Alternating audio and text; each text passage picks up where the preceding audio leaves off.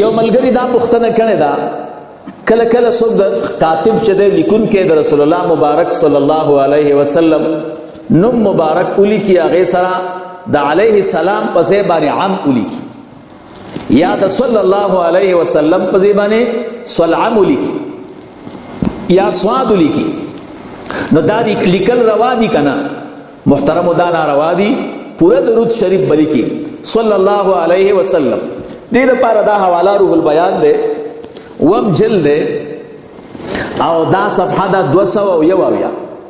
دې کې وایي چې دا مکروه دي چې رسول الله مبارک صلی الله علیه وسلم د درود دپاره رمز وکړي په خط کې او اختصار وکړي په 2 حرفونو باندې لکه عم شو یا د دې په مثل باندې صلعم شو او اشاره کوي په دې صلعم باندې رسول الله مبارک صلی الله علیه وسلم ته نو لہذا صلعم ویل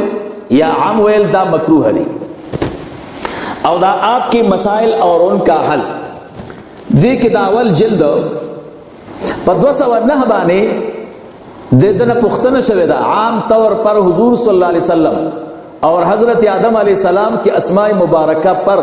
سواد یا عین وغیرہ لکھا دیتے ہیں کیا یہ درست ہے دیوی جواب پورا درود و سلام لکھنا چاہیے صرف سواد ویل صحیح دی پورا درود بلی کی نو دا سواد خبر دا کڑے دا آپ کے مسائل اور ان کا حل اول جلد اور 209 صفحہ